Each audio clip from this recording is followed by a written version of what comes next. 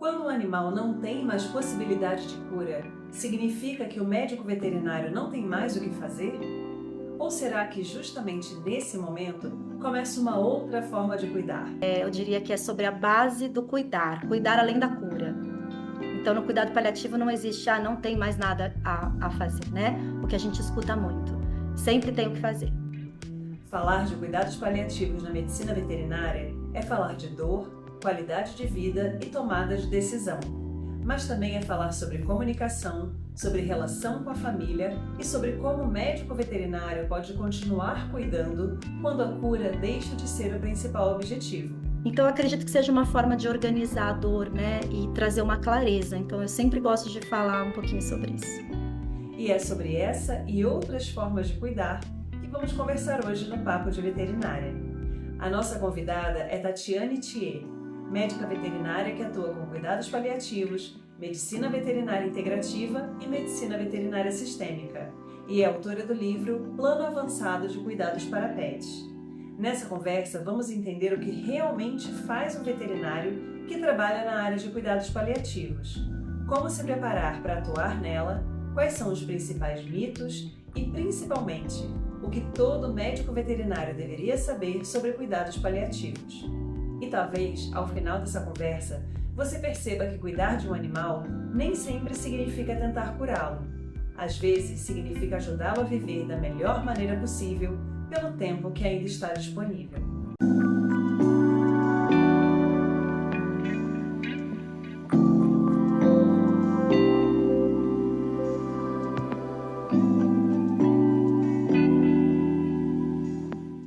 Olá, seja muito bem-vindo ao Papo de Veterinária. É um grande prazer ter você aqui com a gente hoje. Nós vamos conversar com a Tatiane Thier sobre cuidados paliativos e também sobre medicina veterinária integrativa. Então, seja muito bem-vinda, Tati. Obrigada, Thaís. Um prazer estar aqui. Eu sempre falo que todas as portas que se abrem para eu falar sobre o que eu acredito tanto, eu adentro. Qual é a coisa mais importante sobre cuidados paliativos na medicina veterinária que você acredita que a maioria dos estudantes ainda não conhece? Thaís, eu aprendi na minha formação, eu sou pós-graduada em cuidados paliativos pela Casa do Cuidar, né, que é uma pós multiprofissional. Então, não é só para médicos veterinários, é para médicos, psicólogos, fisioterapeutas, todos os profissionais de saúde, o que é muito legal, né, porque tem muita troca, muita interação. E a gente aprende que, na verdade, o cuidado ele é muito básico. Então, na pós em cuidados paliativos, a gente aprende os fundamentos do cuidado. E tem um professor que é o Leonardo Consolin, que ele fala, quem dera se todo cuidado fosse cuidado paliativo. Então, o cuidado paliativo, ele é muito mais simples do que parece e ele é fundamental, ele é importante. Então, a gente aprende sobre o cuidado, né? O cuidado em todas as fases e, lógico, em especial nas fases de diagnósticos de doenças ameaçadoras da vida, né? Não só para pacientes em processos finais, mas acho que a gente vai decorrer um pouquinho sobre isso, né, mais para frente. Então, eu diria que é sobre a base do cuidar, cuidar além da cura. Então, no cuidado paliativo não existe, não tem mais nada a fazer, né? O que a gente escuta muito. Sempre tem o que fazer. E para quem ainda conhece pouco essa área, o que é que faz na prática um médico veterinário que trabalha com cuidados paliativos? Thaís, o cuidado paliativo é olhar para o todo, né? O cuidado paliativo, ele cuida de sofrimento em todas as suas dimensões. Então, a gente aprende um conceito que chama dor total. A primeira vez que eu ouvi sobre isso foi da médica do meu pai. Eu tenho um pai acamado há mais de 15 anos. E em uma das consultas que a gente fez, a gente relatando sobre as dores do meu pai, ela falou: Tati, existe uma dor, além da dor física, que não é remédio que trata, né? O meu pai é médico e, como todo médico, tem aquela resistência de cuidar de si, além da saúde física. E ela que me falou pela primeira vez sobre esse conceito de dor total, que é o olhar para todas as dimensões de sofrimento, né? Física, emocional, social e familiar e espiritual, né? Então, o cuidado paliativo, ele cuida de sofrimento. Então, tem uma frase que eu gosto muito que é: quando tem sofrimento, cabe o cuidado paliativo. Então, se a gente for pensar, né, num diagnóstico, qual diagnóstico que não tem sofrimento, né? Quantas doenças, às vezes não tem cura, mas é controle. Então, às vezes a gente pensa, né, que o cuidado paliativo é para pacientes que estão no processo final de vida ou diagnósticos muito graves, mas se a gente for pensar num paciente com osteoartrose, ainda jovem, que tem toda a vida pela frente, mas tem uma comorbidade que não tem cura, tem controle e que em algum momento vai prejudicar suas funções, né? Pode prejudicar. Então, desde o diagnóstico, esse paciente ele já tem elegibilidade de cuidado paliativo, que é esse olhar do além. Então, vai olhar para o todo. E a gente traz muito isso da sistêmica, né? Esse olhar com olhos de ver, além do diagnóstico, além do que, né, se mostra, e não só para o animal, mas para a família. Então, no cuidado paliativo, a gente cuida também das famílias. A gente precisa dessas famílias, né? Porque elas que estão à frente do cuidado. E a gente traz a autonomia. Então, a gente gosta muito de bem informar, de conversar, para que a gente esteja junto, né, dessa família por um bem comum, que é o bem-estar do animal. É interessante porque quando a gente pensa, né, nessa mudança de olhar que tem acontecido dentro da medicina veterinária, que acaba sendo um pouco mais recente do que o que aconteceu na medicina humana, a gente vê que todas essas dimensões precisam ser vistas e respeitadas. E é muito interessante quando a gente percebe a diferença que existe entre as áreas dentro da veterinária. Então, isso é muito mais proeminente em pequenos animais, né, animais de companhia que estão dentro da casa das pessoas, dormem na cama das pessoas, né, em que tem mais esse olhar, esse cuidado, essa questão do sofrimento. Eu trabalho na área de animais de produção, então a gente ainda lida muito com um sofrimento não reconhecido, uma dor não reconhecida, não abordada, não, né, não tratada nessas espécies. Mas eu percebo que em animais de produção, em grandes animais, isso também tem mudado. Então, eu costumo falar com os meus alunos que, por mais que a gente dê uma aula sobre ruminantes e fale sobre doenças de rebanho, existem pessoas que agora têm cabras de estimação, ovelhas de estimação. Uma vaca é um pouco mais difícil ter uma vaca que durma na sua cama, né? Mas a gente já tem isso com cabras, com ovelhas, com animais para os quais esse olhar não é tão refinado. Então, eu acho que tem muito esse reconhecimento da dor física, né, daquela lesão aparente, daquela forma de locomoção alterada, né, que você percebe que o animal tem uma dificuldade, mas eu acho que essas outras dimensões de observação, né, do como isso afeta a família, como isso afeta o bem-estar das pessoas que lidam com esse paciente, isso às vezes ainda é uma dificuldade para o estudante, né? Não só ver e reconhecer essa dor, como também lidar com ela e saber se comunicar dentro desse contexto tão complexo, né? Eu falo que a gente conhecer sobre as dimensões de sofrimento é a gente organizar a dor, né? A gente reconhecer a dor, reconhecer o sofrimento e organizar. Então, eu acho que tudo que a gente compreende traz mais clareza, né? E mais consciência para as tomadas de decisões. Então, a questão das dimensões de sofrimento eu gosto muito de trazer nas consultas, porque é uma forma da família avaliar, né? O que que é sofrimento, o que que é meu e o que que é do meu animal. E aí tomar as decisões de acordo, com consciência. Então, eu gosto muito de discorrer um pouco. Eu posso falar das dimensões de sofrimento Claro, agora? claro, Posso? por favor. Aham. Então, eu sempre falo assim sobre a dimensão de sofrimento física, que é algo óbvio que todo mundo sabe que tem, né? Então, dor, ânsia, tontura, náusea. Então, aí que o cuidado paliativo ele entra para controle desses sintomas, né? Controle dos sintomas dependendo do diagnóstico. Então, é muito importante o cuidado paliativo nos sintomas físicos, nesse sofrimento físico que o animal tem e o humano tem. Aí a gente vai para o sofrimento emocional, que é o divertidamente, que são as 5 emoções básicas que a gente também sabe que os animais têm. Mas o que eu sempre falo, diferente da gente, os animais eles estão sempre no único tempo verdadeiro, que é o agora. Então é o tempo do presente. E com isso eu acredito assim fielmente que eles sofrem muito menos do que a gente. Porque a gente, na maioria das vezes, ou a gente está no passado, ou a gente está no futuro. Então, ou a gente está no que já foi, e talvez a gente queria que voltasse atrás, né? Ou a gente está no futuro do que ainda não aconteceu, isso gera muito sofrimento. E os animais, eles estão naquele momento do agora. Então, naquele momento de dor, ele está com dor. Passou, tá tudo certo. Então, eu acredito que eles sejam muito poupados. Aí existe o sofrimento social e familiar, que da escola de onde eu vim, da Ana Cláudia, né, divide em social e familiar. Pela Cicely Saunders é só o sofrimento social, que é tudo que implica um adoecimento. Então, questões financeiras, questões de trabalho, a tua indisponibilidade, você ter que dar satisfação que você não vai a algum encontro, você não vai a algum evento, ou você não pode trabalhar porque você não está bem, ou porque você tem que cuidar de alguém. E no caso dos responsáveis dos animais, eu não quero, eu não posso, porque eu tenho que cuidar do meu animal, e aí tem o julgamento, mas só um cachorro, é só um gato, né? Então tem todo esse sofrimento. O tanto que as famílias escutam, nossa, mas por que que você não faz eutanásia logo? Está sofrendo, como você é egoísta, né? Então as pessoas já estão passando por um processo super difícil, que só aquela pessoa sabe, e ela ainda tem que dar satisfação para os que estão de fora e que não estão entendendo aquela dinâmica. E eu acredito que os animais não tenham sofrimento social e familiar, então já são poupados disso. E aí existe o sofrimento espiritual, que não está atrelado à religião. Então, isso é muito importante falar, né? Para mim, o sofrimento espiritual talvez seja um dos maiores sofrimentos, porque existem pessoas que não têm nenhum diagnóstico, nenhuma doença, mas não tem sentido na vida. Falta sentido, falta motivação, falta vida. Então é um sofrimento, né? Às vezes um sofrimento não reconhecido. Então, quando a gente fala do sofrimento espiritual, ele pode estar atrelado à religião, sim, mas é muito a relação ao sentido, né? Pode ou não pode, não tem a ver com religiosidade, tem a ver com a compreensão de que aquilo não é por acaso, né? Ter um aprendizado daquilo. Então, é quando vem o questionamento, a revolta, né? A falta da fé. A gente passa por isso, os animais não passam por isso.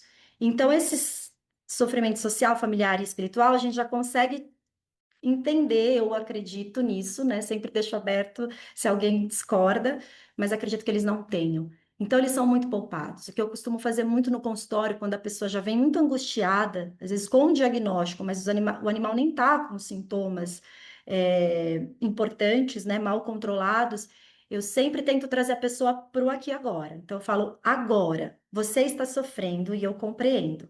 Você está com medo do que está por vir, você já está sentindo falta do que era e já não é mais. Mas agora, olha para ele, olha para ela, o que que você vê? Você vê sofrimento? E aí é um momento de, né, pausa, reflexão, de olhar e o cachorro está brincando, o gato está dormindo, né, tá ronronando, está comendo um petisco. Isso traz uma calma de falar, poxa, agora está tudo bem. Então, eu acredito que seja uma forma de organizar a dor, né, e trazer uma clareza. Então, eu sempre gosto de falar um pouquinho sobre isso. E são conceitos muito importantes, né? Porque a gente não tem isso de forma estruturada fora de uma formação específica, né? Eu acredito que como você tem, você faz esse curso de formação que é multiprofissional, existe essa troca que você comentou, então você tem experiências de pessoas que lidam com isso em outras dimensões, né? E essa troca de experiência acaba sendo muito rica, porque na veterinária a gente não vem sendo estruturado para lidar com pessoas da maneira como deveria ser, né? Da maneira Sim. como a gente encontra na realidade. Então, você lidar com esse sofrimento do responsável pelo animal é super importante, até para que isso não te afete negativamente no seu trabalho, né? Porque quando você carrega isso, você internaliza isso, às vezes você se culpa por não conseguir ajudar a pessoa a enxergar a coisa de uma outra forma, o que no final das contas não é exatamente a sua função, né? Porque existe toda uma estrutura complexa ali para contribuir para isso. Isso vai interferir direto na sua vida. Então, acaba sendo, né, um sistema de cadeia, assim, uma coisa vai interferindo na outra, né? Sim, Thaís, isso faz muita diferença, realmente. E é um trabalho que eu falo que é de letramento mesmo, educacional, sabe? Eu tenho um instituto, que Sim. é o Instituto Bálsamo, junto do meu colega, do João Carlos Bressani, e a gente, assim, é muito a favor, de trazer esse conhecimento para todos. Então, a gente faz um trabalho, né, nos lugares, não só para médicos veterinários, mas para todos os envolvidos no cuidado, para as famílias, para os responsáveis.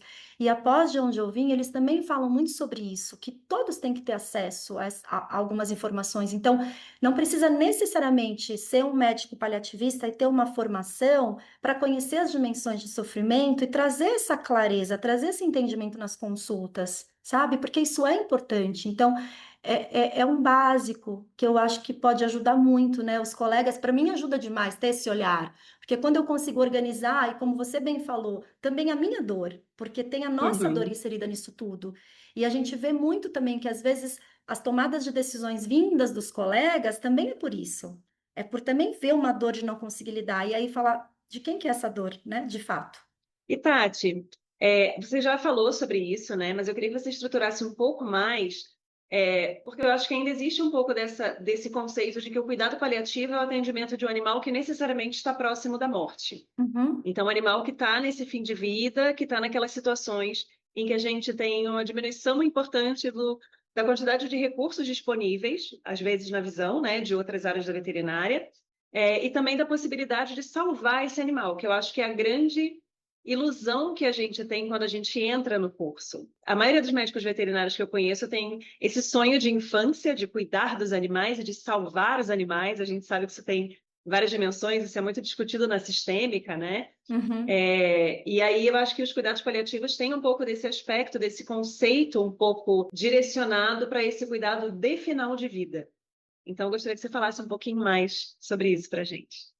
Sim, eu acredito que é o que a maioria pensa, Thaís, e por isso traz esse temor e às vezes até uma repulsa ao cuidado paliativo, né? Esses dias eu estava perto de uma colega, ela estava atendendo um paciente de 18 anos e ela falou para a família assim: ai, daqui a pouco ele vai para o cuidado paliativo, viu? E aí eu escutei aquilo, parecia quase uma ameaça, porque acho que também falta um pouco de entendimento. Qual é o momento de ir para o cuidado paliativo? Então, às vezes fica um entendimento: ah, não tem mais o que fazer, não tem mais caminho, passou por todas as especialidades, e aí vai para o cuidado paliativo. O cuidado paliativo, a gente fala que ele integra, Thaís, né? Ele integra todas as especialidades, ele caminha junto, ele não exclui absolutamente nada, né? Nem procedimentos invasivos, nem procedimentos curativos. O cuidado paliativo, ele cabe em qualquer doença ameaçadora da vida. E se a gente for pensar numa doença crônica, né, ou uma doença que não tem cura, como eu dei um exemplo, um cachorrinho com osteoartrose, é uma doença que tem cura? Ela não tem cura, ela tem um controle. Então já cabe o cuidado paliativo, porque a gente vai olhar para os sintomas, a gente vai trabalhar com prevenção, né, com a qualidade de vida no máximo de tempo possível. Você sabe que uma vez, quando eu estava estudando, e surgiu até uma dúvida, porque eu falo, a gente aprende ao longo da vida também a mudar o nosso olhar. E era um paciente jovem, assim, ativo, mas que teve uma crise de coluna muito feia, chegou a ficar um tempo assim paralisado, mas depois, com toda a reabilitação, ele voltou a caminhar. Então, assim, olhava para ele, você vê vida, né, agilidade, mal via sintomas, mas é um animal que tem uma condição permanente. E aí foi até uma dúvida que surgiu, né? Eu conversando com o Jean, eu acho que é cuidado paliativo. Ele, não, não é. Aí eu falei, bom, deixa eu perguntar para minha tutora pediatra, médica pediatra.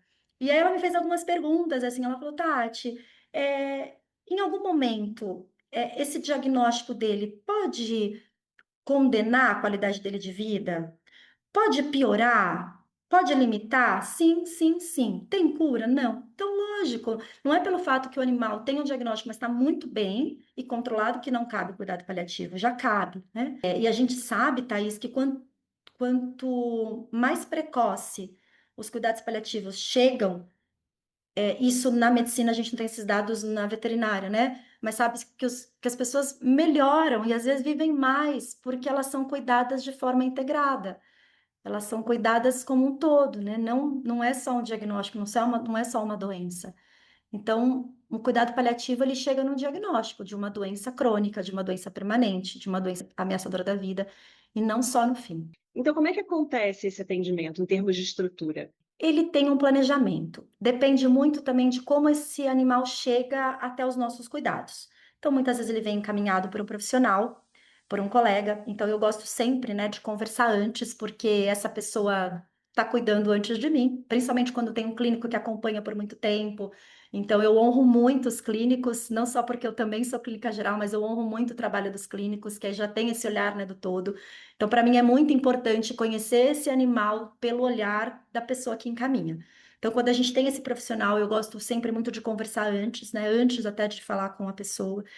A anamnese é muito importante, Thaís. Então, escutar, né? Saber o que que essa pessoa me traz de demanda, além do diagnóstico, além dos exames. Então, eu gosto até de conversar antes de ver para não ficar sugestionada. Lógico que a questão do exame físico é extremamente importante, embora a gente faça muito atendimento remoto também, porque quando tem esses animais que tem outros profissionais cuidando, eu atendo às vezes em outros estados, então tem um profissional de confiança que vai ser né, as minhas mãos, os meus olhos. Então, fazendo esse trabalho em conjunto, o online é muito possível. Porque o que essas pessoas precisam muito é de um acompanhamento mais próximo, né? De alguém que faça toda essa costura. Porém, Thaís, o que eu sempre falo, a gente tem esse planejamento. Mas, por exemplo, se eu atendo um animal que chega, às vezes chega sem eu saber o que não encaminhado, né? A pessoa vem por conta própria. E eu vejo que esse animal tá com dor, ou ele tá com algum sintoma não controlado, e dependendo do nível de ansiedade mesmo que essa pessoa está, muitas vezes não cabe a conversa na hora, porque a pessoa não está em condições de escutar. Então, a gente também tem que ficar atento. Existe um planejamento, é importante saber a história, é importante saber, né, escutar, entender, mas a gente tem esse olhar de perceber, tá com dor, né? A respiração não tá boa. O que que é prioridade agora? Agora a prioridade é eu controlar esses sintomas. Então, muitas vezes, isso acontece antes de uma conversa longa, mas eu sempre explico, eu falo, olha, a gente precisa conversar com calma, eu preciso entender, só que agora ele tá com dor. Então, eu preciso controlar essa dor para que eu consiga, né, conversar com mais qualidade, para que você fique calmo também e consiga me ouvir.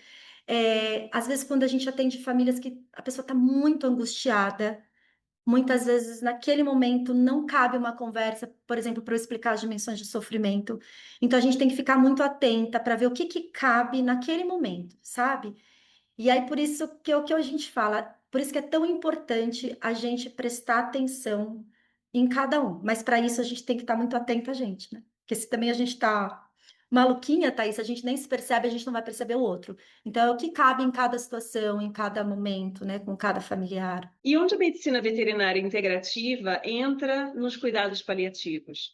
Você percebe que para esse público, né, que chega para o cuidado paliativo, eles aceitam melhor as técnicas de integrativa, as diferentes opções que a gente tem ali, ou você ainda percebe uma certa resistência nessa abordagem? Thaís, eu não sei se é porque eu já estou inserida nesse meio da integrativa, eu não sinto resistência nenhuma, assim. Eu acredito que hoje em dia as pessoas estão cada vez mais abertas às terapias, porque também buscam para si, né, outros caminhos, outros recursos.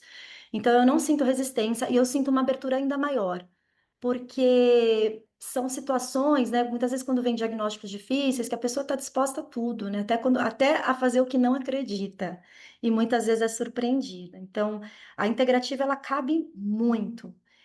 Eu tenho algumas práticas integrativas, lógico que eu não faço trabalho com tudo, mas encaminho, né? Tenho colegas maravilhosas que me ajudam e a gente vai se complementando. Mas a integrativa é maravilhosa. Por exemplo, eu sou homeopata, né? Uma das minhas formações é homeopatia. Então, para as famílias que têm dificuldade de medicar, a homeopatia ela é muito bem aceita, se a gente for pensar até em questão de efeito colateral, a parte da nutrologia, da alimentação. Então, muitas vezes a gente só mudando a alimentação, que não é só, eu acho isso muito importante, nossa, a gente já consegue melhorar demais, sabe, a qualidade de vida, ou o simples bem-estar daquele animal comer uma comidinha que gosta mais. Então, eu acho que assim é um recurso maravilhoso e muito bem aceito. E considerando, Tati, que a gente sabe que a medicina veterinária vem caminhando a passos largos nessa direção de abraçar novas abordagens, né, de ter esse olhar também integrando o emocional da família, o que que você considera que são conhecimentos que são oferecidos na graduação, durante a formação do estudante, que são importantes para quem já tem, às vezes, esse desejo, essa curiosidade pela área de cuidados paliativos? Mas eu não sei, assim, como foi a sua formação, mas, por exemplo, a minha formação, eu me formei em 2003. Eu não tive absolutamente nada. Eu tive psicologia, mas não era nada aplicado, absolutamente nada. Então, eu acredito que, para além dos cuidados paliativos, a gente que trabalha com o cuidado, a gente trabalha com vida, mas a gente trabalha com morte, com muitos tipos de morte. A gente trabalha com luto, a gente trabalha com o nosso luto, o luto do profissional, o luto antecipatório, o luto não reconhecido, o luto da morte. Então, eu acredito que todo profissional de saúde deveria ter, né, uma psicologia aplicada, a questão da gestão emocional. Eu acredito que isso antes da faculdade, né? Eu acredito que isso na escola ainda. Quando me formei, eu tive um professor maravilhoso que cuidou da minha cachorra. Eu acho que ele já percebia que talvez eu tivesse uma sensibilidade e uma dificuldade também em lidar.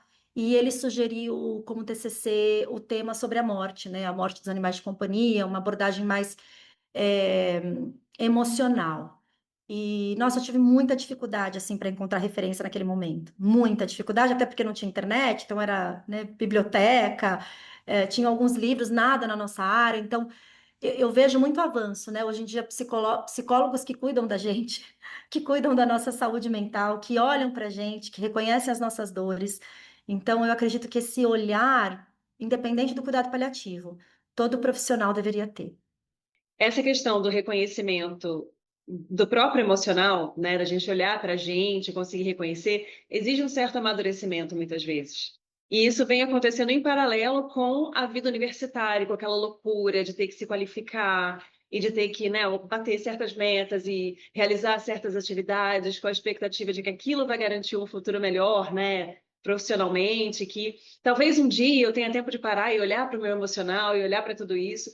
Então, acho que vem tudo numa avalanche, assim, meio embolado, né? Uhum. E às vezes vai depender muito de como é para cada pessoa, né? Às vezes a pessoa tem uma sensibilidade de uma forma mais precoce, às vezes não, às vezes isso vem muito mais tardiamente, ou talvez nem venha.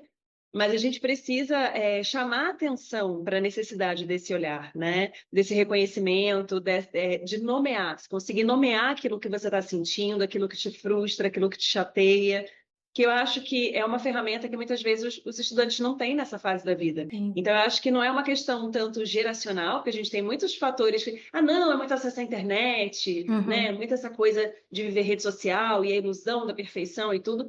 Mas eu acho que não é tanto por isso, assim, eu acho que é muito uma questão etária mesmo, né? Da pessoa Também, lógico. começar a viver, a sentir, a ter as experiências e perceber que, poxa, eu acho que com essa caixinha de ferramenta que eu tenho aqui, não vai ser suficiente, eu preciso de mais. E essa questão de olhar para si mesmo, eu acho que às vezes a gente precisa de alguém que diga, você tem que olhar para você. E eu ia complementar até com a questão da filosofia sistêmica, né, Thais? Assim, para mim foi muito transformador.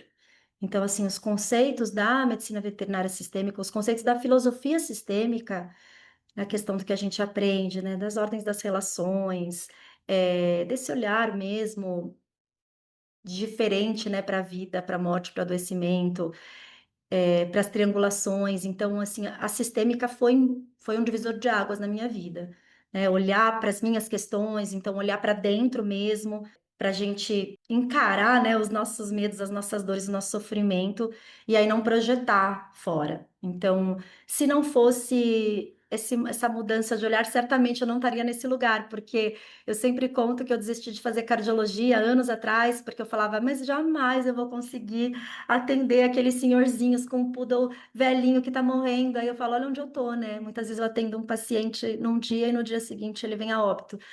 Não tira a tristeza do processo jamais, né? A tristeza, ela é inerente, mas não tem o peso, sabe? Tem a leveza, tem a compreensão que esse caminho é tão importante, né? Traz tanto sentido, tem tanto valor.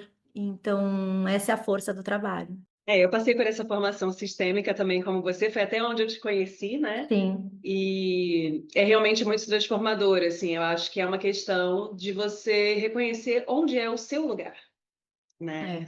é. Eu acho que para mim isso foi um dos processos mais importantes, assim, porque para mim era interessante isso, né? Porque eu olhava a turma, toda mulheres, né? 100% mulheres, a minha turma, todas trabalhavam com medicina integrativa. E eu era a única que trabalhava com vaca. Então, assim, mas a demanda, para mim, ela chegou muito por conta do emocional dos alunos que vinham até mim falar, professora, eu não estou bem, tem alguma coisa para mim que não está legal. Então, eu não tive essa vivência com os tutores dos animais, né? Que é a vivência das pessoas que trabalham principalmente com pequenos animais. Eu tinha dentro desse ambiente universitário, do aluno que às vezes chega para mim com uma demanda emocional que eu percebia que eu não tinha ferramentas para lidar. E aí foi olhando para mim, né, e me estruturando que eu consegui abraçar isso de uma forma que me deixava mais confortável e mais feliz de alguma forma contribuir. Né? Se a pessoa chega até mim, talvez eu tenha ali algum papel, né? Uma palavra, uma coisinha ali que você fala que às vezes muda a perspectiva daquela pessoa. Então, eu acho que todos esses conhecimentos complementares, né? Eles também são muito estruturantes, né? De quem a gente é enquanto pessoa, enquanto profissional, que são duas esferas que não estão separadas. Né? Eu acho que às vezes a Sim. gente quer colocar uma coisa em cada caixinha. A Tati profissional, a Tati filha, a Tati irmã, a Tati amiga, e não é, né? A gente é todo esse bolo junto e misturado. Então, E é uma são riqueza, questões né, que. Thaís? Você, como professora na faculdade, ter esse conhecimento, porque olha quantas pessoas você consegue impactar de alguma forma. Porque eu Sim. acredito que é na formação mesmo, né? Quando a gente está lá aprendendo, absorvendo, tentando entender qual que é o caminho, né? Mudando de rota, ou pelo menos tentando ver qual é o meu lugar, qual não é o meu lugar, porque acho que a gente aprende um pouco também sobre isso, Hum. né? Ah, eu não sei qual que é o Aham. meu lugar, mas pelo menos eu sei qual não é mais o meu lugar. Então, você como professora, é uma riqueza os que passam por você e que tem a possibilidade de extrair um pouquinho desse conhecimento que é tão importante, né? E Tati, quais são as características ou habilidades que você acredita que são importantes para quem decide trabalhar com cuidados paliativos? Olha, a primeira palavra que me vem à mente é disponibilidade. Eu acredito que quando a gente se coloca disponível, né, na vida, as coisas acontecem. Quando a gente se coloca disponível para o cuidado, eu acredito que isso já é muito, sabe? Então, disponibilidade, escuta, o autocuidado, que ficou uma palavrinha chata, autocuidado, mas assim, realmente esse olhar para si, né? Cuidar de si, porque a gente fica diante de histórias muitas vezes desafiadoras, familiares que estão num sofrimento muito grande, animais muitas vezes que estão em sofrimento. Então, se a gente não constrói, se a gente não tem uma estrutura para cuidar, né? Isso partindo do cuidado com a gente, em algum momento a gente vai pifar. A gente pode até dar o nosso melhor e não frustrar quem está vindo, mas pode ser que em algum momento isso a gente pague com a nossa saúde, né? Então, para a gente conseguir lidar com o sofrimento do outro sem adoecer, não tem outra maneira senão cuidar de si. Então, eu acredito que a disponibilidade, mas assim, primeiro para si, né? Se cuidar é o preceito, né, do cuidado paliativo mesmo, se cuidar para poder cuidar do outro. Então, ter disponibilidade, ter vontade, ter paciência, atenção, escuta, respeito. Não julgamento, isso é muito importante, porque às vezes a gente tem aquele conceito, né, da medicina ditatorial que é dessa forma, eu sei o que é o melhor. Não, a gente não sabe, a gente não conhece a história de quem está vindo, a gente não sabe o que aquela família é capaz de força, né, de limites. Então, respeitar os valores, os limites de cada um. Ficar num lugar mesmo de neutralidade, né, de acompanhamento, lógico, desde que a gente perceba que tem a coerência, porque em alguns momentos a gente tem que se posicionar também, né, e falar, não, dessa forma, não. E você acredita que essa capacidade de lidar com situações que são emocionalmente desafiadoras, ela é inata ou ela pode ser desenvolvida? Eu acredito que possa sim ser desenvolvida. Lógico que algumas pessoas podem ter um dom, uma facilidade mais intuitivo, mas sim, pode ter uma técnica de desenvolvimento. E é muito interessante, Thaís, porque o meu sócio, ele vem de um lugar completamente diferente do meu. Então, a gente sempre brinca isso em aula, porque fala, ele vem de um lado, né? Ele é anestesista, tecnicista, super conceitual, e eu venho de um lugar mais do sutil. Só que a gente chega no mesmo lugar, né? Pelo mesmo olhar do cuidado. E ele pela técnica e eu mais, né, pelo emocional, pelo sentimental, pelo intuitivo. E aí complementa. Então, eu acredito que sim, existem recursos, existem caminhos, existem técnicas, existem práticas para que a gente consiga oferecer, né, esse cuidado. Antes de fazer a próxima pergunta, me veio aqui muito forte uma história que eu passei aqui, que eu comentei com você um pouco antes, né? Essa questão de, às vezes, a gente achar que para animais de grande porte, a gente está muito distante desse tipo de Uhum, realidade que acontece muito mais, né, fortemente com pequenos animais.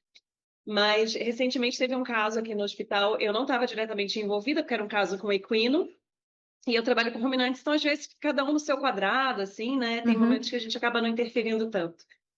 Mas eu senti a necessidade de conversar com a residente que estava ali responsável pelo caso, porque ela estava muito angustiada.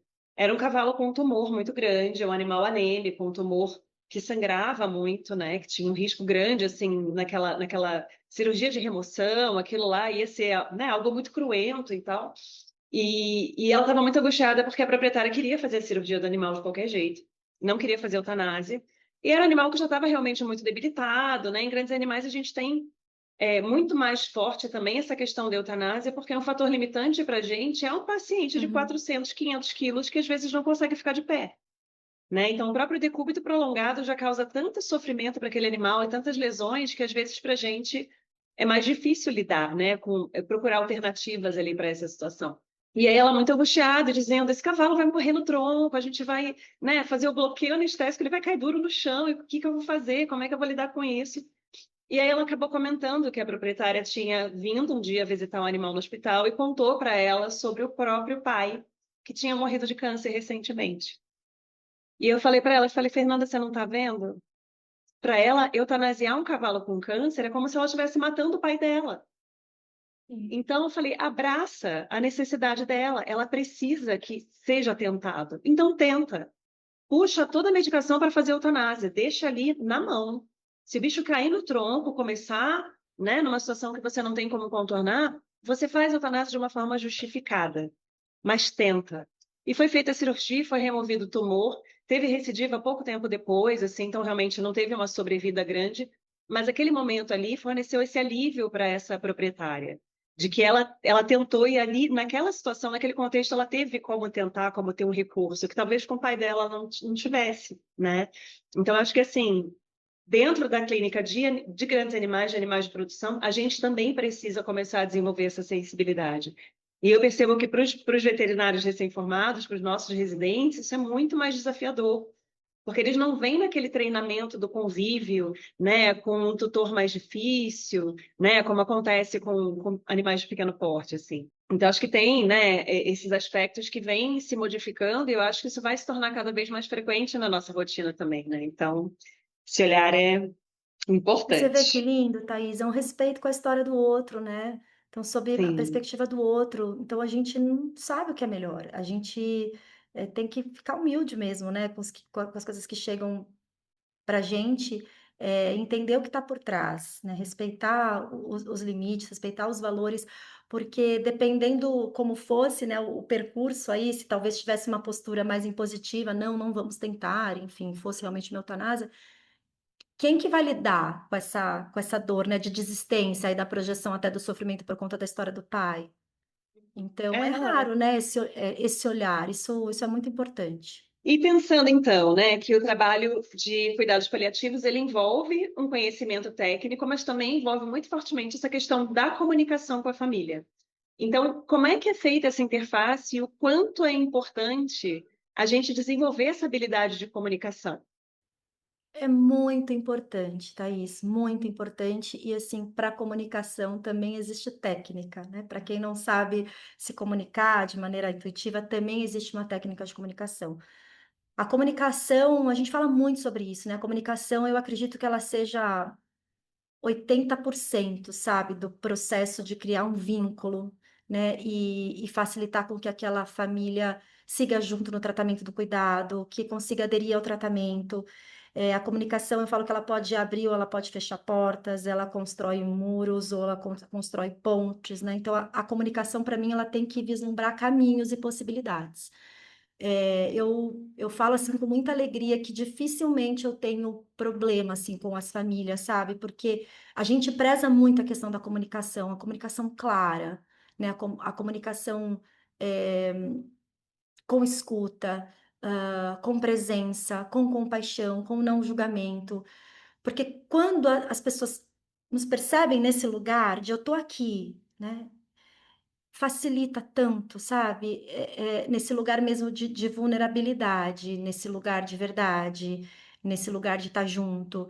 Então a comunicação, ela é muito importante. E qual é a parte dos cuidados paliativos que você acha que talvez não fique tão aparente para uma pessoa que olha essa atuação de fora? Me veio 2 coisas, assim, a primeira resposta seria a questão desse cuidado integrado mesmo, esse cuidado, né, para o animal, direcionado ao animal, esse olhar do todo, e também esse olhar para a família, então esse cuidado com a família, que muitas pessoas não entendem exatamente, o quanto que isso é importante, impactante e transformador, mas algo que eu acredito que, infelizmente as pessoas não sabem, é a beleza do processo. Thaís. Assim, eu falo e eu realmente me emociono, porque falo: "Como é que é possível em um dia de atendimento?" Às vezes a gente não tem tempo, né, e muitas vezes a gente tem a sensação que a gente chegou tarde. Mas eu também aprendi com as minhas professoras que não tem tarde, não tem cedo, é o tempo que tem que ser, é o tempo das coisas. E isso a gente também tem que gerenciar, né. Nossa, aquela coisa de frustração: "Mas e se eu chegar?" Não existe ser, é como tem que ser. E aí, quando a gente percebe que em menos de 24 horas de atendimento, eu atendi numa noite e ele faleceu no dia seguinte, aquele processo já foi transformador. A gente percebe que naquele momento tão difícil, a gente conseguiu trazer alívio, conforto, a pessoa sai grata. Então, é uma coisa que não dá nem para explicar, então não precisa de tempo, precisa de presença e precisa de vínculo. Então, assim, são tantos casos, sabe, tão bonitos e vínculos que ficam, né, de pessoas que eu nem conheci pessoalmente, mas que eu sinto, assim, um carinho. Eu tô até usando um presente aqui de uma querida que eu acompanhei em Cunha, a Negrita da Cristal. Ela chegou até mim pela internet, eu nunca vi a Cristal, eu nunca vi a Negrita, e eu cuidei dela à distância por pelo menos uns 2 meses, assim, 2 meses e pouco. E eu não tenho dúvida do quanto que foi importante para elas me ter ao lado, mesmo distante. E também a possibilidade de, mesmo sem conhecer, nunca ter colocado a mão nessa cachorra, a certeza que eu ajudei nesse processo, sabe? Então, é muito mais do que eu consigo explicar. E eu acho que é uma área que talvez esbarre muito nessa dificuldade cultural que a gente tem de lidar com o fim da vida, né? A gente tem culturalmente no Brasil essa resistência a entender a morte como uma parte de um processo natural e aquelas frases clássicas, né? É a única certeza que a gente só não sabe o quando, né? E a gente precisa fazer o melhor que a gente pode até chegar nesse momento, né? Uhum. Que não está nas nossas mãos, muitas vezes, controlar o quando nem o como, né? Mas a gente tem toda uma série de possibilidades nesse caminho, nessa trajetória até lá. Eu diria que a gente não pode mudar o quando, às vezes pode, né? Mas a gente pode mudar o como, né? Uhum. E pode ser um processo muito bonito. E Tati, qual é o maior desafio de trabalhar com famílias que estão enfrentando a progressão de uma doença ou a possibilidade de perder esse animal? Thaís, eu diria que o maior desafio é gerenciar as nossas emoções. Porque eu acredito que se a gente está gerenciando bem o nosso sentir, a gente consegue atuar assim com o outro, sabe? Então eu acredito que eh, eu acho que parte realmente mais da gente, né? Se a gente está inteiro, eu acredito que torna o processo muito mais fácil. E tem momentos que a gente não está. E aí a gente tem que saber pedir ajuda, né? E a gente pede. Então, às vezes a gente troca pacientes, fala, olha, eu realmente não estou em condições. Porque se a gente está pela metade, a gente não consegue ajudar o outro. Então, eu acredito que essa dificuldade, ela vai partir da gente mesmo, sabe? As famílias, Sim. pelo menos as famílias que eu tenho recebido, são pessoas muito dispostas, né? E a gente teve algum momento que você até comentou, família difícil, nos cuidados paliativos a gente aprende muito também a não denominar dessa forma. Ah, é a família difícil, a cliente chata, a pessoa grossa, porque por trás tem algo que justifica aquele comportamento, né? E na maioria das vezes é uma dor, é um pedido não compreendido, é um medo. Então, quando a gente consegue olhar além, né, do que se mostra, olhar com olhos de ver, a gente tira esses estigmas, né? Uhum. É o estigma que pesa pra gente também, né? Porque Exato, você sim, começa a criar reservas e barreiras contra uma pessoa que às vezes só quer atenção, ajuda e acolhimento, exato. Já né? cria um ranço, né, Thaís? Porque Sim, parece que é só é. sobre aquilo. Então, é isso que a gente fala muito, facilita também o nosso trabalho. Então, essa mudança de olhar não é só para o outro, é para a gente mesmo. Uhum. E Tati, existe, você teve vivência de alguma situação em que o desejo do responsável pelo animal acabou entrando em conflito com aquilo que você considerava que era a melhor conduta naquela situação? E aí, como é que você conduz esse tipo de conflito, né? Esse tipo de configuração ali de relação? Ai, Thaís, eu tive um caso muito triste, assim, recente, que eu cheguei nesse impasse de que realmente a comunicação estava sendo falha, não estava conseguindo me fazer compreender. E aí até foi um dia que o meu sócio chegou e eu falei: "Vem você". Porque às vezes é o jeito dele também não. Então, assim, uma família que realmente estava muito fechada, um processo de dor muito profundo. A gente consegue perceber, né? Muitas vezes até pela expressão corporal, pelo jeito. Então, sabe, assim, sem acesso. E o animal em sofrimento físico. Não estava com sintomas controlados e todas as terapias que eu propus, nada foi aceito. Então, tentei de várias formas, tentei vários caminhos, não tive acesso, meu colega também não teve acesso, até a comunicação pós-consulta, então eu ficava mandando mensagem para saber, também trabalhando dentro de mim esse limite do quanto que eu estou sendo invasiva ou do quanto que eu estou sendo responsável. Então, o que eu fazia, que eu achava que cabia, era mandar mensagem todos os dias para perguntar como é que estava e falar: olha, eu estou aqui, se por acaso alguma coisa sair do prumo, você me avisa, mas na verdade para mim já tinha saído.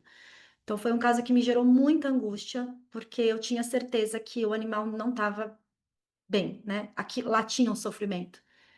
Então, o que eu pude fazer diante disso foi aceitar, lidar com as minhas limitações, com a minha frustração, com o meu sofrimento, chorar, desabafar com os colegas, né? E dentro de mim, né? Eu sinto muito por esse animal. E compreendo, né? Não me gerou raiva, nada, assim. Eu sinto muito por tudo, porque existia um sofrimento Sim. físico no animal, existia um sofrimento, assim, grande da família, a minha limitação, então, é respeitar e sentir. São os desafios que a gente precisa passar. Eu acho que talvez esse de aceitar a nossa limitação, que às vezes esbarra no que o outro permite, né? É uma das maiores, assim, mas eu acho que é isso, né? Entender que existe um limite ali que às vezes a gente não vai ultrapassar, Não. né? E lidar com essa frustração e essa tristeza mesmo. Então, esse, infelizmente, eu não consegui ajudar. E aí a gente escuta, Uhum. né, uma colega, não, eu tenho certeza que fez a diferença. Eu falei, eu tenho certeza que não fez, não teve permissão. Mas é isso, a gente fazer terapia. Ordens da ajuda, né? Exatamente isso, Thaís. Então eu falo, todos os casos, eles são muito ricos. Os casos que nos trazem sofrimento também, que são frustrantes, foi muito isso que eu exerci, ordens da ajuda. Até onde eu posso ir, né? Até onde eu sou Uhum. solicitada. Então era isso que eu conseguia, uma mensagem por dia, respeitando, né, o limite dele. Se tinha resposta, ok. Se não tinha resposta, eu ficava na minha. E Tati, mesmo um veterinário que nunca trabalhou especificamente com cuidados paliativos, por que que você acha que todo mundo deveria conhecer essa área? Eu sempre falo, Thaís, quando a gente fala sobre os cuidados paliativos, que é para além do animal. Muitas pessoas conhecem o cuidado paliativo humano por meio dos animais. Então, todos nós que nos relacionamos, que, né, temos pessoas que a gente ama, que a gente quer bem, pessoas, animais, em algum momento a gente vai cuidar, né? Se é que a gente não cuida, cuidamos de muitos e cuidamos da gente também. Então, esse é um conhecimento para a nossa vida, para as nossas escolhas, para a escolha dos nossos. Em algum momento será necessário. Então, eu falo que é um conhecimento que ele liberta, né? É um conhecimento que ele te dá autonomia de escolha, de decisões. Então, eu acredito que independe de profissão, de cargo, é um conhecimento para todos. Então, a gente trabalha muito com a questão do letramento mesmo, né? De uma comunicação fácil, de uma comunicação clara. A gente lançou um livro agora, né, que é o Plano Avançado de Cuidados, então a gente quis fazer uma comunicação direta com as pessoas. O próximo projeto é um livro que é sobre as diretivas, mas isso para a medicina, que é algo regulamentado por lei. Então, as diretivas antecipadas de vontade eu conheci por meio dos cuidados paliativos, que é o direito da gente decidir em vida o que a gente quer para nossa vida, para o nosso adoecimento, para nossa morte. Então, enquanto a gente tem autonomia, que em algum momento a gente pode não conseguir falar por nós. Então, é importante que a gente saiba que a gente pode decidir antes que seja tarde, né, sobre a gente e sobre os nossos. E aí, considerando a importância, né, e todas as esferas de atuação dos cuidados paliativos que você já compartilhou com a gente, qual você acha que é o principal sinalizador de que talvez um médico veterinário, clínico geral ou de alguma outra especialidade deveria encaminhar esse paciente para alguém que atua especificamente com cuidados paliativos? Talvez quando esse profissional perceba que sozinho ele não está conseguindo controlar o sofrimento, cuidar do sofrimento, seja do animal ou seja da família. Porque tem uma demanda muito grande da família, né, desse contexto familiar. E realmente a gente não aprende isso, né, como cuidar, né? Às vezes é o contrário, eu já escutei de colega assim, nossa, mas agora a gente tem que cuidar da família também? Sim, a gente tem que cuidar da família. E eu percebo que muitos profissionais, muitos colegas, quando encaminha pra gente, assim, acaba sendo um alívio, porque é alguém que pode contar, né? É, como um recurso mesmo de seguir juntos e integrar. Então, eu acredito que seja sobre sofrimento, seja do paciente, né, sintomas não controlados, ou uma demanda familiar grande, e a gente atua, acredito que muito bem nesse lugar. E já que você falou sobre o livro, que é um assunto que nós já íamos trazer, você é autora do livro Plano Avançado de Cuidados para Pets, né, junto a outros colegas. E aí eu gostaria de te perguntar no que consiste esse plano e por que é importante tanto para o animal quanto para a família está incluído, né, nesse contexto? Bom, o plano avançado de cuidados, ele vem das diretivas antecipadas de vontade, tá? Isso que eu mencionei anteriormente, né? Que é já algo regulamentado pela medicina, que é o direito da gente decidir por nós. Para crianças recém-nascidos, pessoas com questões, né, cognitivas e animais que não decidem por si, a gente chama de plano de cuidados, porque é um responsável que vai decidir, né, pelo animal. É, a gente fala que planejar faz parte do cuidado, porque a gente diminui medo, a gente diminui ansiedade, a gente mostra caminhos. Então, a gente quis fazer uma comunicação direta com os responsáveis, mas também cabe aos médicos veterinários, porque a gente desconhece, Thaís. Até o ano passado, ano retrasado, eu nunca havia escutado sobre o plano de cuidados. Então, a gente quis fazer essa comunicação direta também, porque a gente aprende na medicina que o maior obstáculo para o paciente, no caso nós, né, para a gente chegar aos cuidados paliativos é o próprio médico, por conta do desconhecimento e por conta do preconceito.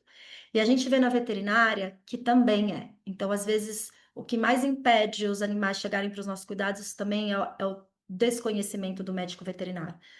Então, por isso que a gente está trabalhando, né, nesse projeto do livro de disseminar essa mensagem, que a gente fala muito sobre o cuidado horizontal e o cuidado integrado. Então, ele não é um cuidado hierárquico, é um cuidado que acontece em conjunto. Então, inserir as famílias no planejamento, nas tomadas de decisões. Então, eu acredito que isso fica melhor para todos, né? Para a gente do cuidado paliativo, para os nossos colegas, para as famílias e para o bem maior, né, que é para os animais. E em que momento você acredita que os responsáveis precisariam começar a considerar ou a conversar sobre esse plano? Muitas pessoas perguntam isso. Eu diria que o plano avançado de cuidados deveria começar num diagnóstico de uma doença crônica, grave, ameaçadora da vida. Agora, um plano de cuidado, ele pode começar antes desse animal adentrar a sua casa. Porque a gente sabe que, assim, quando a gente pensa em ter um animal, muitas vezes no calor da emoção, a gente não para pensar, será que esse animal cabe na minha vida? Quais são as necessidades, né? Quais são as condições que eu tenho emocionais, financeiras, de horário para proporcionar para aquele ser o que ele realmente precisa? E eu acredito que cuidar e amar é respeitar também as necessidades daquele outro ser, né? Animal, ser humano. Então, eu acredito que um planejamento de cuidado, ele inicia antes. Então, como é a minha rotina? O que que cabe no meu dia a dia? Então, assim, eu moro num apartamento, eu trabalho das 8 da manhã às 22 e eu quero ter um border collie que vai ficar o dia inteiro trancado no apartamento. Isso cabe? Há anos atrás eu até pensei assim numa possibilidade de oferecer uma assessoria para pessoas que queiram bicho. Acho que isso deveria ter em algum lugar, né? Sejam nos criadores, nos criadouros, que aí não seria muito comercial. Mas para entender essa família, cabe esse animal? Porque muitas vezes não cabe, né, Thaís? Então, o planejamento ideal seria antes, mas o planejamento avançado no diagnóstico. E qual é a principal mensagem que você gostaria que o responsável levasse depois de conhecer esse conceito do plano avançado de cuidados? Que sempre há o que fazer, que existe um caminho, a gente fala que é o caminho do meio, que não é tudo ou nada, que não é apenas hospitalização, cuidados intensivos, internação, UTI, e também não é abandono, porque tem pessoas que acham que é isso, então eu vou tirar e eu vou levar para casa, eu não vou fazer nada, eu vou esperar. Então, isso também não é cuidado. Então, existe um caminho do meio. Existem profissionais, muitos profissionais maravilhosos, capacitados, que fazem esse acompanhamento, esse seguir junto, né, esse não soltar a mão. Então, a mensagem é que sempre há algo a se fazer. Tati, como você enxerga hoje essa área como mercado de trabalho? Né? Porque a gente sabe que assim existe toda uma construção, é uma área de atuação que tem uma complexidade, né, de olhar, né, de recursos, mas também existe uma preocupação quando a gente pensa, né, na Constituição da Medicina Veterinária em como isso se traduz enquanto forma de viver, né, para o médico veterinário que está nessa área. Então, como você percebe hoje a área de cuidados paliativos nesse contexto? Thaís, eu percebo como uma área em expansão. Não somos muitos ainda, mas somos em alguns, né? Lógico que também dentro do cuidado paliativo, cada um tem a sua forma de atuação, então não são, né, todos iguais, então tem frentes diferentes dentro do cuidado paliativo, seja na questão de valores, seja na questão da abordagem, de atendimento, de acompanhamento. Mas eu vejo como um trabalho, assim, diria uma especialidade, um conhecimento, né? Uma especialidade que tende a crescer. Os animais estão vivendo cada vez mais, né? É, cada vez mais doentes também, né? Com o avanço da idade, então os diagnósticos, as comorbidades, esse olhar das pessoas, né? Que querem cuidar cada vez mais, que querem que seus animais vivam cada vez mais. Então eu vejo um caminho em ascensão e eu espero que seja, Thaís, porque o cuidado paliativo é um cuidado muito importante, assim, muito especial, de muito valor, muito necessário.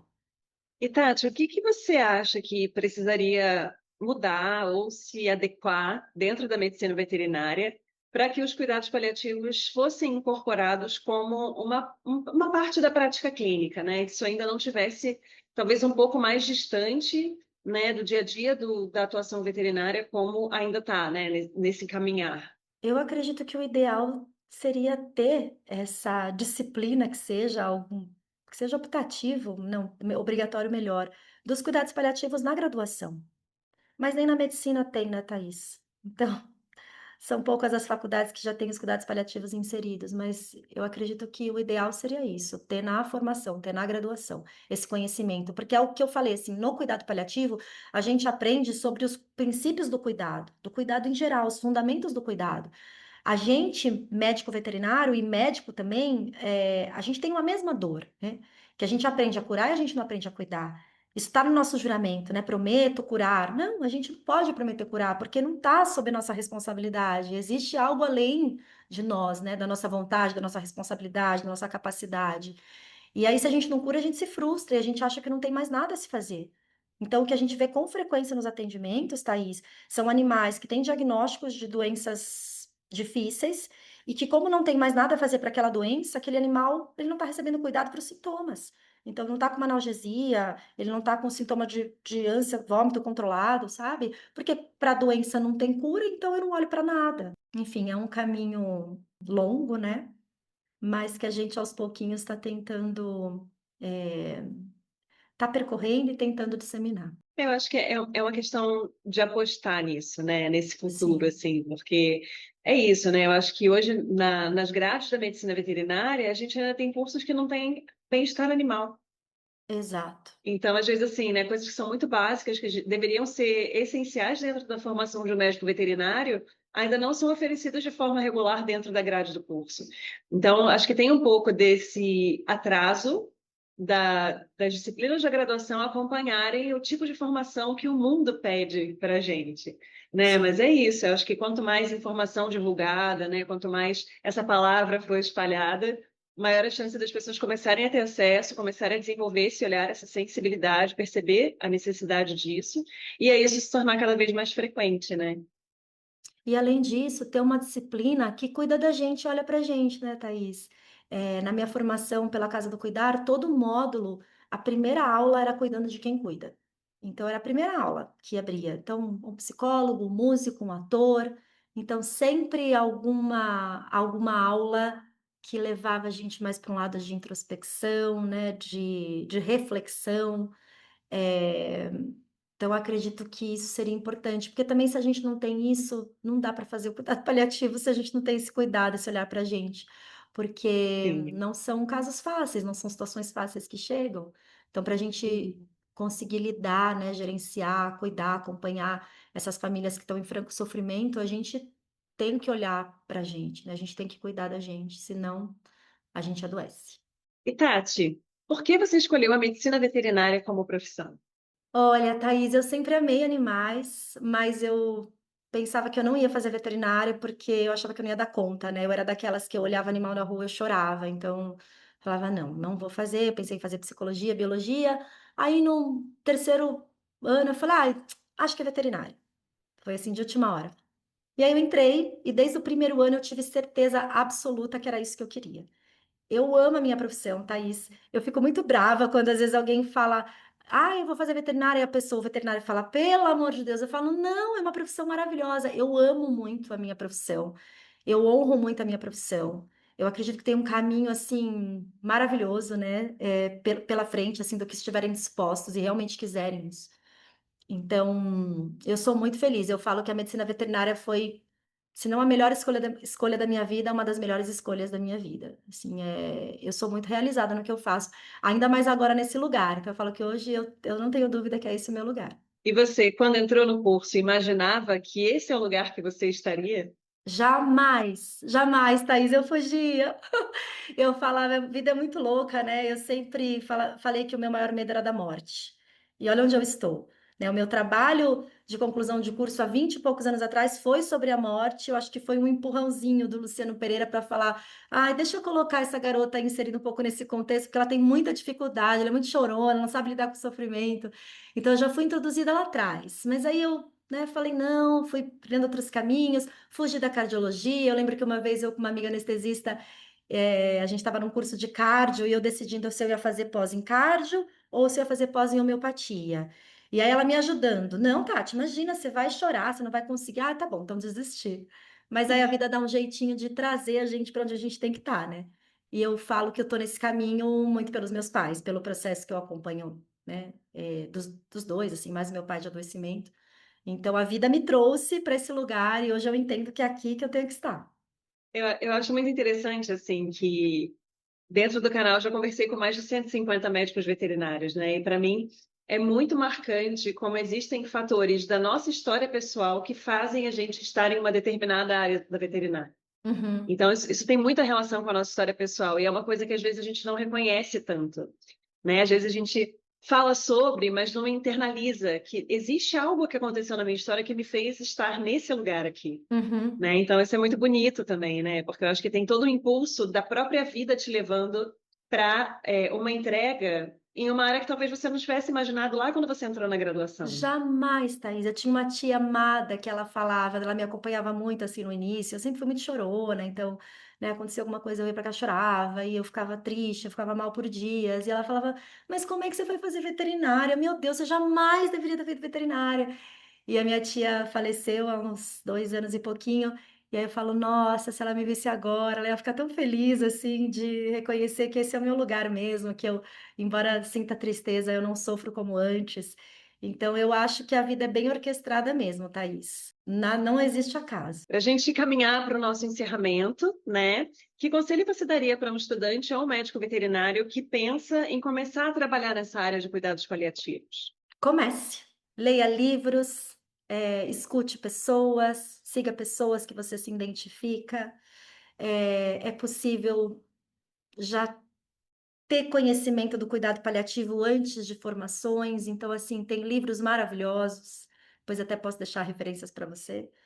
Então, tem livros maravilhosos, tem pessoas maravilhosas que estão aí falando sobre isso de forma gratuita. Então, comece, se abra para esse conhecimento, porque é um conhecimento libertador, é um conhecimento que traz caminhos, possibilidades para além da profissão.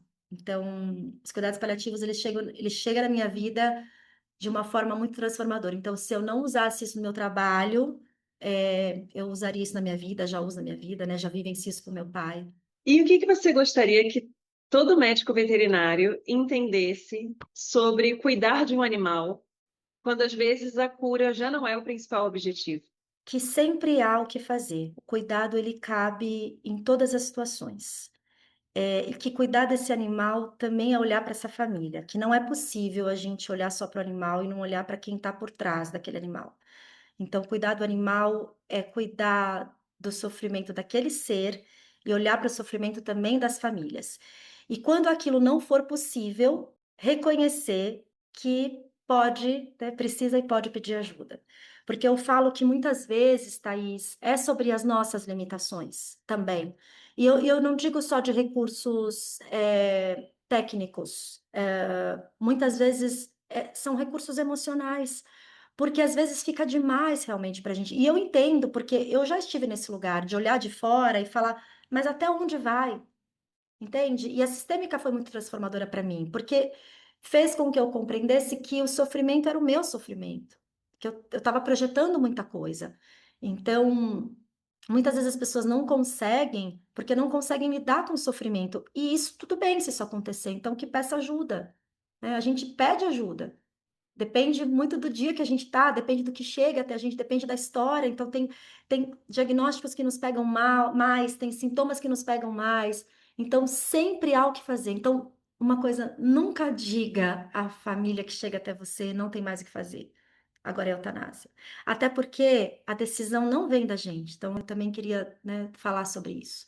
A gente pode dizer se tem critérios para eutanásia ou não, mas a decisão ela não vem da gente, a decisão ela vem da família, né? A gente apoia ou não, mas não parte da gente, porque às vezes, pela nossa percepção e pelo nosso olhar do que é sofrimento, às vezes a gente antecipa uma decisão de uma família que não quer ou que não está preparada, e quem vai lidar com isso depois não somos nós, é a pessoa, que às vezes carrega uma dor, um arrependimento para o resto da vida.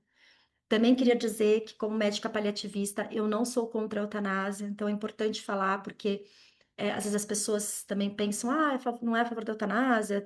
Não, eu considero a eutanásia, sim, Thaís, como um caminho de cuidado, quando a gente entende que os recursos para a gente aliviar um sofrimento acabaram. Então, se esse animal está em sofrimento e existe a eutanásia como um recurso de conforto, eu apoio essa família, com certeza. Eu já passei por uma situação assim, né? Eu tinha uma gata e ela teve um problema renal importante, a gente fez cirurgia, tentou todos os recursos e chegou um momento que eu não conseguia mais lidar com a Uhum. situação que ela estava.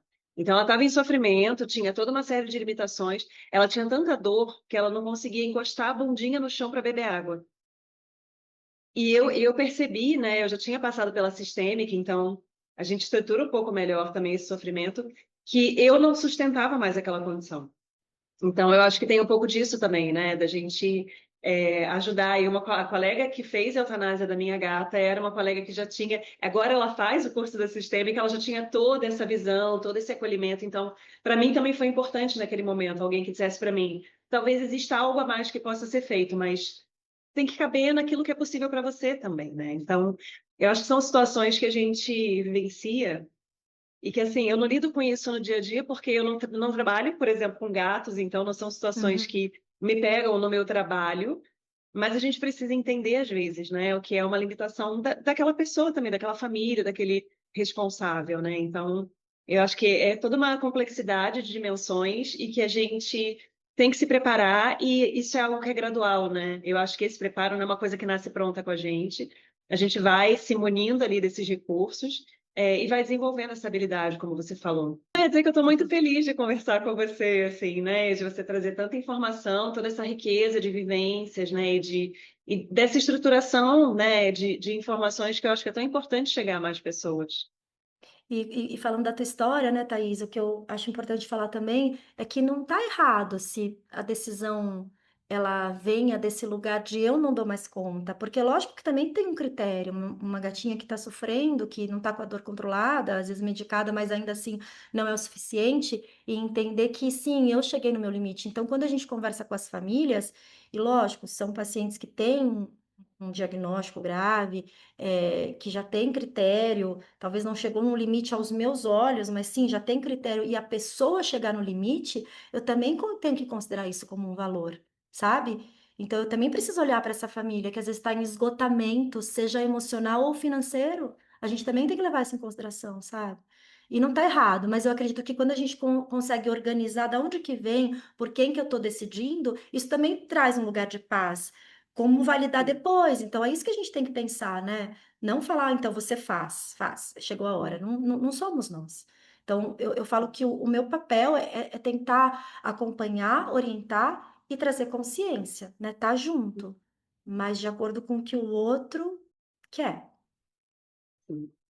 Tati, muito obrigada pela sua disponibilidade, pela sua presença, por você trazer toda essa riqueza, né? Eu acho que é muito bacana. Eu gosto muito do seu jeito, assim. Eu olho você e para mim você assim é a figura do acolhimento, da paz. Então, assim, é uma felicidade muito grande você estar aqui hoje com a gente, né? Então, gostaria de deixar, né, para você, caso queira dizer mais alguma coisa. Obrigada, eu fico emocionada, Thaís, porque eu acho que eu me encontro numa fase de muita coerência, sabe? Então, eu me sinto no meu lugar. E aí, quando né, você fala que me vê dessa forma, então é um reconhecimento, acho que valida um pouco assim, só siga, você está no caminho certo, sabe? Então, eu estou muito feliz nesse caminho, eu te agradeço imensamente o convite, agradeço a tua escuta, né, o teu olhar aí, o teu acolhimento, a tua guiança, e a gente segue juntas nesse propósito de cuidado. E eu fiquei muito feliz também em saber que você é professora de grandes e que você tem a possibilidade de plantar sementes maravilhosas, né, nos seus alunos, nesse lugar tão importante de formar profissionais. Mas mais do que isso, formar pessoas, né, Thaís? Porque quando a gente está falando sobre esses assuntos, a gente está falando com pessoas, né? Sim, com certeza. Tati, muito obrigada mais uma vez. Vamos pedir para quem está nos acompanhando, né, lembrar de fazer toda aquela sequência burocrática do YouTube, curtir, compartilhar, né, enviar esse vídeo para os amigos que precisam saber mais sobre a área de cuidados paliativos. E a gente volta na próxima semana com outro médico veterinário falando sobre a sua área de atuação. Até lá!